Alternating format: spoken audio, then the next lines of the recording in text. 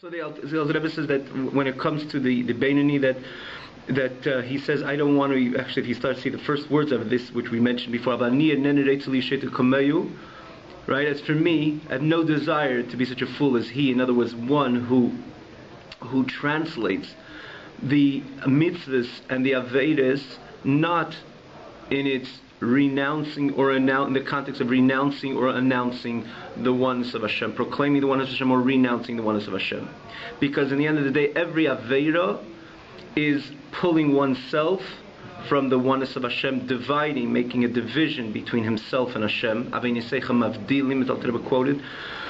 The sins separate the Yid from Hashem. Every sin, not only when one overtly renounces the oneness of Hashem. When he says, when we're going to have the first two of Aseret Dibris, Anochi Hashem Elokecha, and thou shalt not, Lo yeh lecha likim lachenim.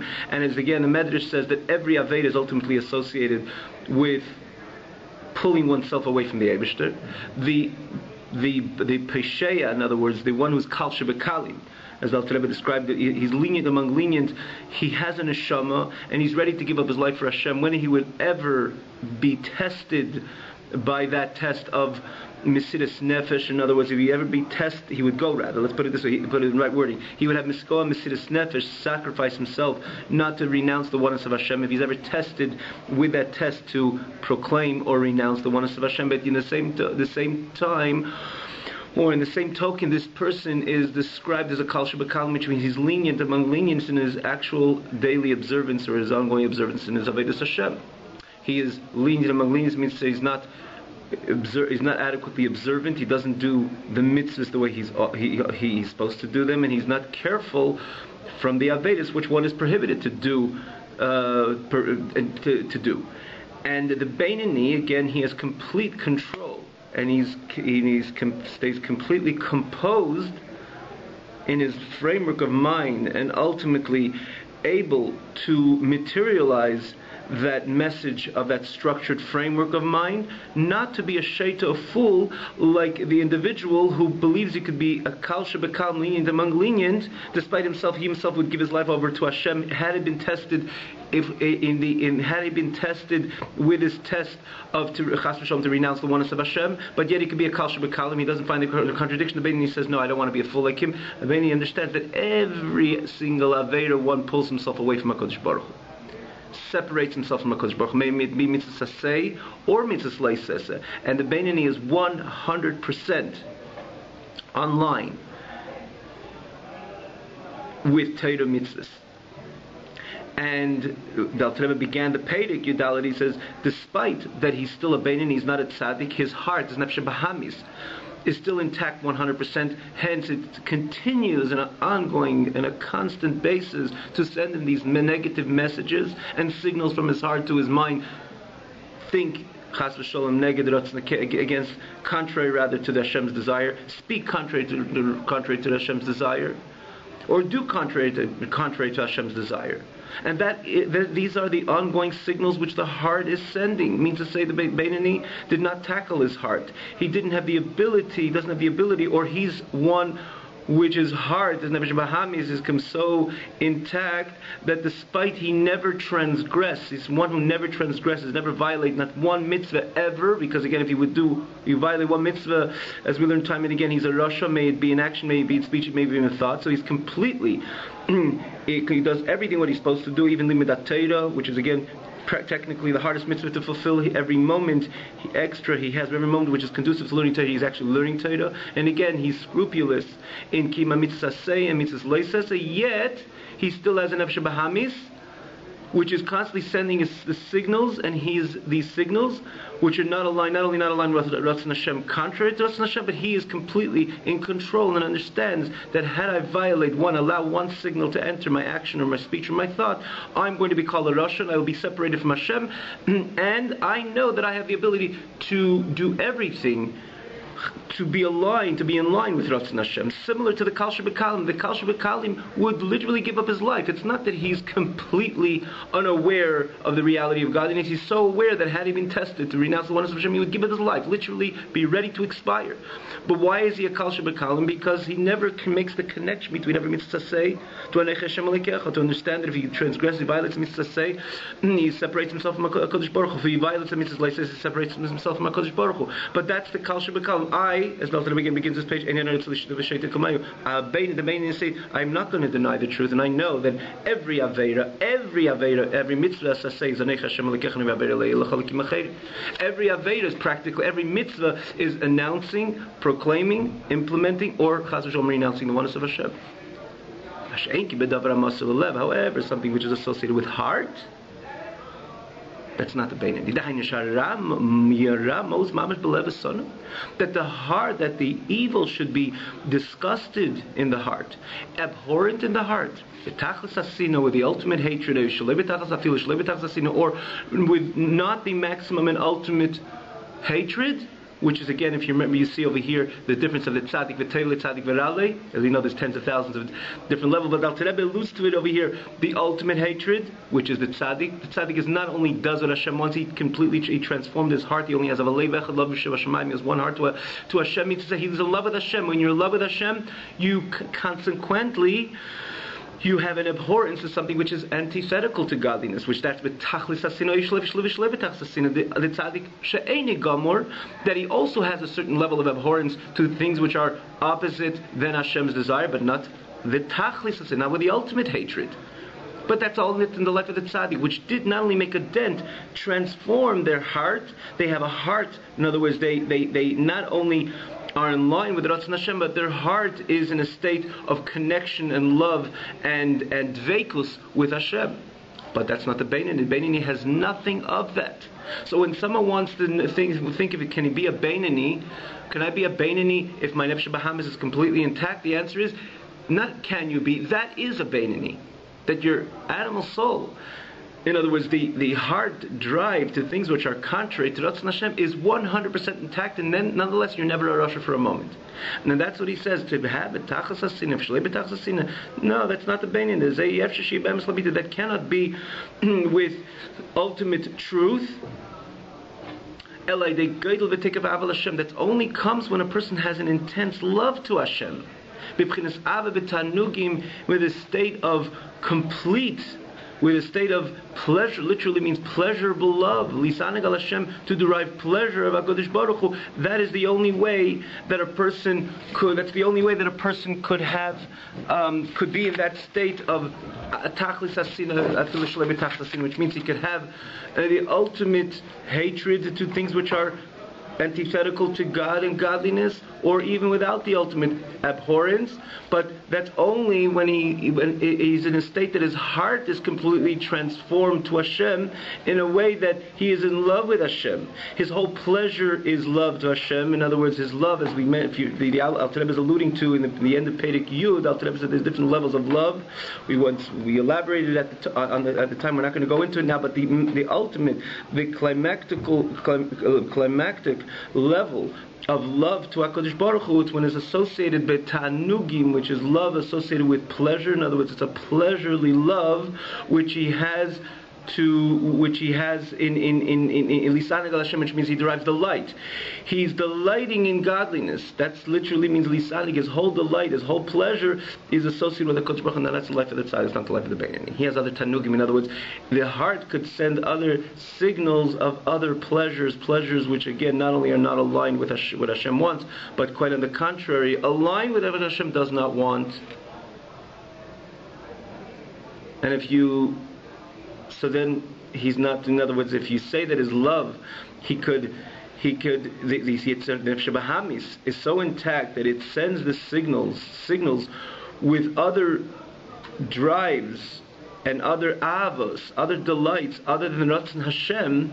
So obviously he's not hating something which is not Ratzon Hashem. Quite on the contrary, he's driven to that. But he's never a rasha because he will never implement that in action, thought, speech, and action. Because again, as you remember in the previous chapters, Dr. Rabbi explained, it goes together. When you love something or somebody Consequently, anything which is not aligned with that person's principle or that idea, you're not only not driven to it, but you hate it. It's famous word, I think in Chavis Avavis he says, or another, I forget, one of the Sifri Musti, he says, the two Abbas we mentioned in the past as well, the two Abbas cannot dwell in the same heart. You can't love godliness and love Olam Hazeh in the same time. Now, we say Olam Hazeh, it's not, Esrig is also part of Olam Hazeh, and Tefillin is also part of Olam Hazeh. In other words, something which is just the material, the physical, or the indulgence in pleasure, in physical pleasures without any godly purpose, that drive can never coincide with the drive to God and godliness. It can't, by definition, because this is one thing, and this is the opposite, the mere antithesis of that. So a tzaddik which has a great love to Hashem, and not only great love to Hashem, not to ever introduces or brings in over here the Ava B'Tanugim, the highest, the climax level of love, full of delight in HaKadosh Baruch Hu. His whole delight is in HaKadosh Baruch Hu. Consequently, he's abhorrent of things which are not aligned with HaKadosh Baruch Hu. Again, it depends what level tzaddik he is. And Masha Enkin, as opposed to the Beinani, quite on the contrary. He goes out of shul, and all of a sudden his heart is driven to things which he could find pleasures and things which are totally not aligned with Hashem. And quite on the contrary, it could be neged Ratzon Hashem. He's still the Beinani, not the Rasha, because, as we learned in the previous chapters, and again we culminated the last class which we had over here, he says that when it comes to Machshava Dibur Maisis, the thought, speech, and action, he's 100% pure, 100% complete. So to have again this despise and anything which is contrary to Ratzon Hashem, that's a life of the tzaddik, and that's me'ein elam haba, similar to the world to come. What is the world to come? The person there's no desire, not in anything which is associated with any worldly pleasure and delight. That is the life of the tzaddik. This is what the Razal tells us, that it could be when Hashem promised Avraham Avinu, Yitzchak, I believe, Yitzchak and Yaakov, if I'm not mistaken, all the others, I think namely Avraham Avinu says, that you can see your world, which means Elam Haba in your own life. That's the life of the tzaddik.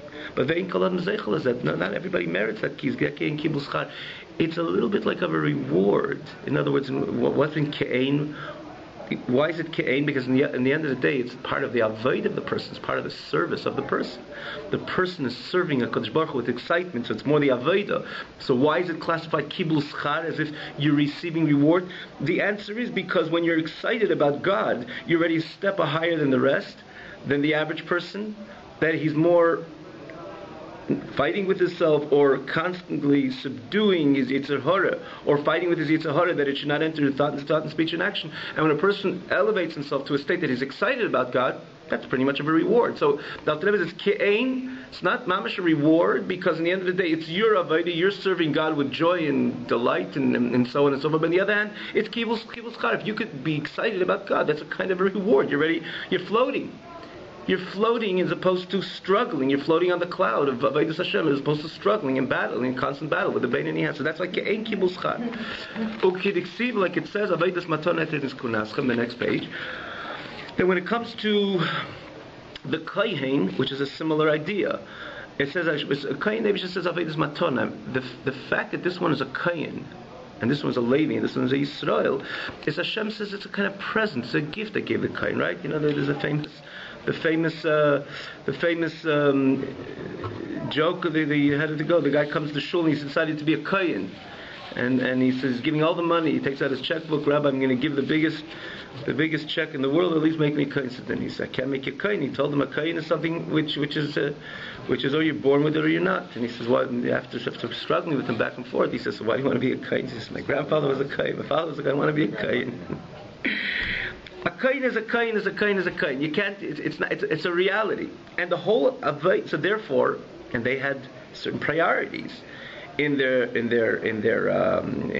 places where they could have gone. Starting the Kohen God, they could have gone to the Kodesh Kadosh. The Kohenim, there was a place where the Kohen entered and the Yisrael does not enter. There's Kohenim, they did Avodah and so on. Why are they so lucky? Answer: that's why it's classified as matana. It's a gift.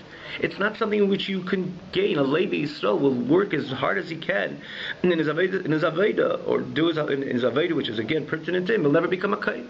So you see over here, there's a concept that it's part of Avodah. It's a service, but on the other hand, it's called matana. It's a gift. So again, how does it go together? If it's avodah, how's it matana? If it's matana, it's avodah. The answer is that this is kunaschem. This is similar to the avodah of the kohen. It's avodah, they serve, but on the other hand, they're exclusive.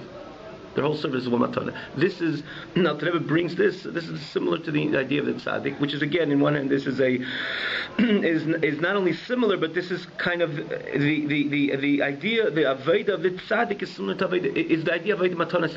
On the one hand, this is avodah, on the other hand, the fact that he's excited about the Eibishter. So it's like a matana, it's a gift, it's a kind of kibbutz schar, it's part of his reward. That's what it says, me'ein elam haba.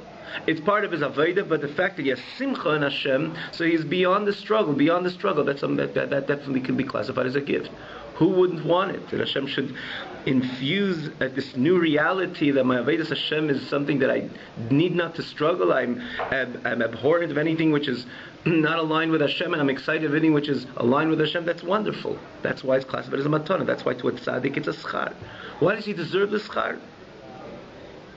Probably he did certain things that he deserved the schar. And we'll see later that a person in the end of the day could maybe uplift himself to this. But b'chlalis, it's not something that we could, like the Levi cannot become the Kayin, so too we cannot strive to be the tzaddik. Primarily the tzaddik. The tzaddik is ki'ibul schar, it's a reward. If Hashem decides to make you a tzaddik, you're going to become a tzaddik. And then that will be your reward. That's a matana, that's a gift. And therefore, just like a Kayin and Yisrael and Levi cannot strive to be the Kayin, the Yisrael and Levi cannot strive to be the Kayin, we cannot strive to be the tzaddik. Like it's explained elsewhere.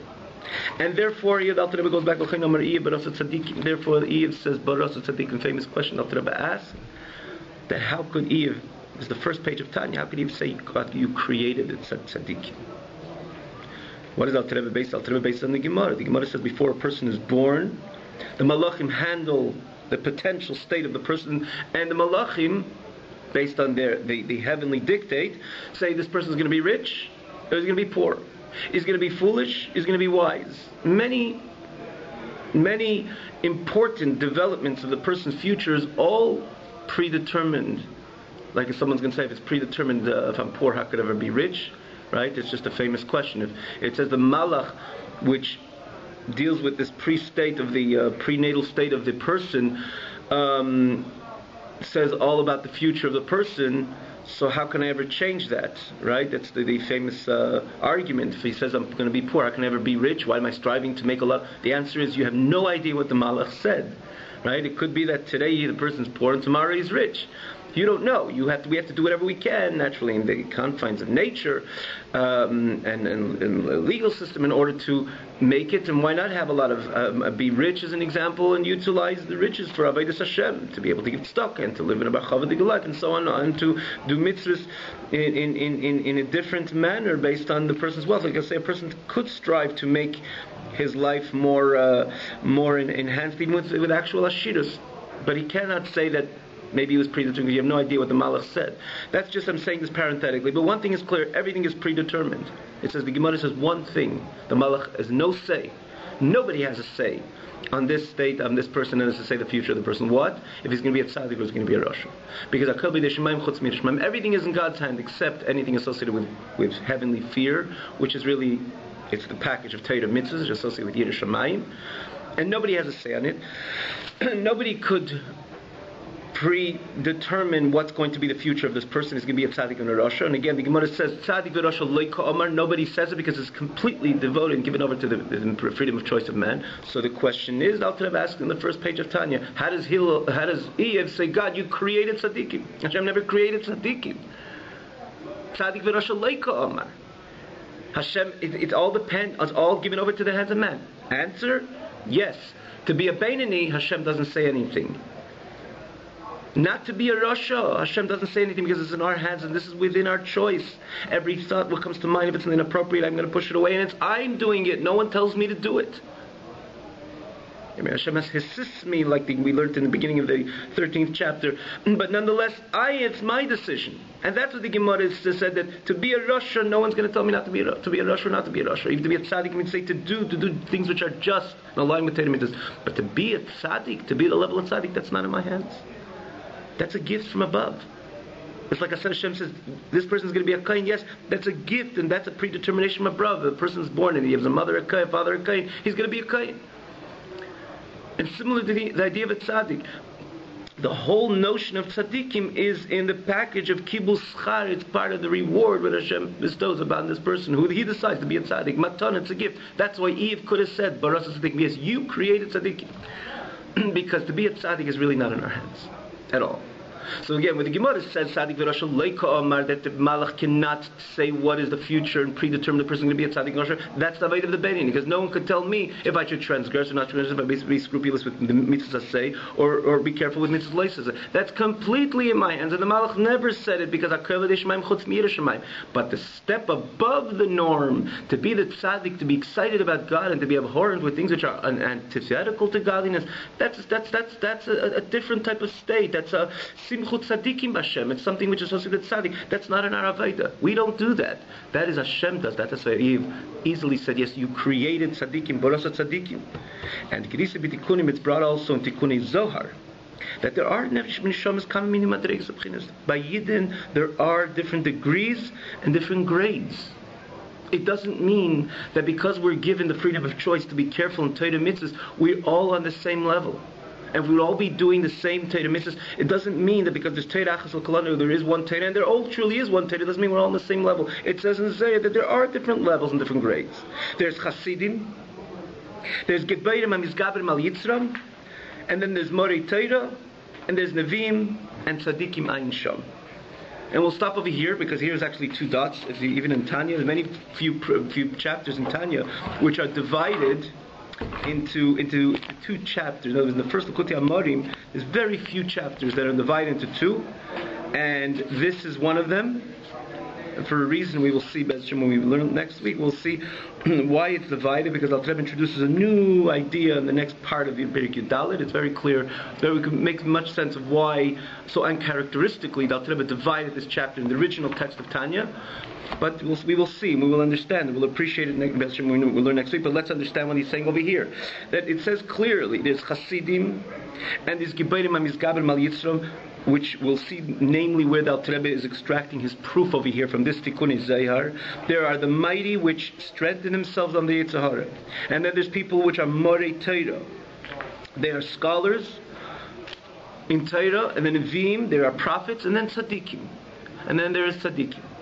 Ein Sham, look there. So if you look at, namely again, the main proof that Alter Rebbe is bringing from here is, you see clear from this one line that tzaddikim are not Gebeirim HaMizgaberim Al Yitzram. Tzaddikim are not the ones who are strong or mighty. Naturally, it doesn't mean physical strength. It means to say those who are strengthened themselves over Yetzer Hara, because if not, it would be redundant. Like you want to say, a tzaddik, oh, he's such a tzaddik, he strengthened himself over his Yetzer Hara. We see over here clearly there's two different grades in Yidden. One is Gebeirim HaMizgaberim Al Yitzram, the strong, the mighty, which are able to overcome the Yetzer Hara. But no, that's not a tzaddik, because he says later another grade which is tzaddik. So on the surface, when you think about someone's a tzaddik, oh, he's a tzaddik. Why is a tzaddik? Because every test he has, his Yetzer Hara is sending him so many signals, and he's able to overcome each one of them. Not only in action, but in speech, even thought, he stays pure and he stays clean, and even his thought, he's 100% aligned with Ratzon Hashem. He's a big tzaddik. We just said that's not the tzaddik. The tzaddik is a step above that. So the tzaddik is not the one who strengthens himself over the Yetzer Hara, that's the Beinani. So where do we see this over here? Obviously we see again, there's many commentaries which explain what is the chassid if that's the case. What is the Morei Torah? Does he have problems with his Yetzer Hara?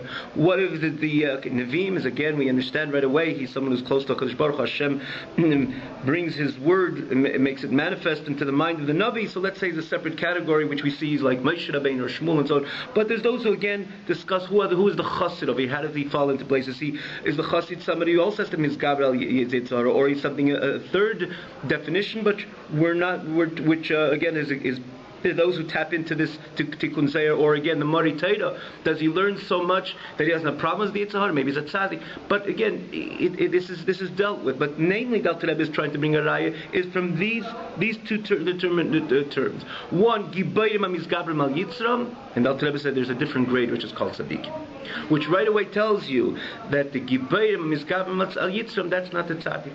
The tzaddik is a different category. He's not mizgaber on his Yetzer Hara. He doesn't strengthen himself and overcome Yetzer Hara. Why? Because he has no Yetzer Hara. On what level doesn't he have? Doesn't he have a Yetzer Hara? And there's many levels. Alter Rebbe says there's tens of thousands of levels. Or he completely conquered his Yetzer Hara totally, He totally conquered Yetzer Hara, and to the extent he transformed his Yetzer Hara became a Yetzer Tov. Again, the foe, the enemy, became an ally, which if you want to deal with it, if you want to translate in practical terms, he never has a problem. He never has he's never challenged by his Yetzer Hara. Things which are opposite the Noitz of Hashem, he doesn't have a taiva to it, he doesn't have a desire to it, he doesn't have a lust to it, he doesn't have a drive to it, he doesn't pull his eyes away from this or his ears away from this. He can't stand it. As we learned the other day, we mentioned the other day, there's a pile of smelly dirt, excuse my blunt expression, in a certain corner. You don't have to tell nobody that could you just don't look at it or don't stay away from it, don't tamper with it, don't play with it. It's something which innately we stay away from it as a clean, healthy, normal person. The tzaddik, anything which is not aligned with Ratzon Hashem, he stays away from it worse than Alter Rebbe. It's an interesting expression. You can look yourself in the end of the 24th chapter. The Alter Rebbe describes anything which is not Ratzon Hashem, it's worse than just stam dirt. So the tzaddik, to him, if it's not aligned with Ratzon Hashem, he's disgusted with it. So if you're disgusted with something which is not aligned with Ratzon Hashem, any natural taiva, lust with the human being, stam a human being has, the tzaddik is disgusted with it. So at that point, you can't say Mizgaber al Yitzrei. He doesn't strengthen himself of Yitzhara. He has no Yitzhara. There's nothing turning it. There's nothing driving him in that direction. Quite on the contrary, he's disgusted with it. So where is his whole drive in elukus and godliness? So that's the tzaddik. You can never say the tzaddik is someone Giberim Mizgaber al Yitzra. So who is the Giber Mizgaber al Yitzra? Right? Anybody could just say who is the Giber Mizgaber al Yitzra? Naturally, it's not the tzaddik, it's clearly the Beinani. Because the Beinani has a Yetzer Hara, right? He's Mizgaber al Yetzer Hara. So that is the Beinani. So again, from this line, from this Tikkun Yizeh, the Rebbe is bringing a Arieh that there are different grades in Yidden, and one of them is he's Giberim Mizgaber al Yitzram, the other one Tzaddikim, and the Fedish not together. So the Giberim Mizgaber al Yitzram is Avein of the Beinani. The Tzaddik is a special Aveda, it's Simchot Tzaddikim Hashem, their whole delight and joy. And elation is in godliness, and that again, how do they inquire that? It's not through their Aveda. It's not through their service. Because through Aveda we cannot reach that. And if we're realistic with ourselves, we're going to daven and learn very much and do all the good things for a day, a week, even a month, or a year. It doesn't mean that we don't have a drive to things which are physical, material, mundane, and things even within inappropriate that we have to stay away from if we're only realistic with ourselves. So where is our Aveda? Our Aveda is that despite, yes, I learn, I daven, I do all the mitzvahs, and despite that, my Nefesh Bahamas is completely, fully intact, and nonetheless, I know that's who I am, and I'll still continue to overcome Yizgaber al Yitzhara, even though, again, the same Yitzhara is going to come back 5 minutes or 5 seconds later. And it could be a year, 2 years, 10 years, a few decades, because I belong to Gibayim Mizgaber al Yitzhara. It's another idea. It's Kibul Schar, it's kind of reward. Aveda Matana is like a Matana, similar to the Matana which is given to a Kohen. Have a great night.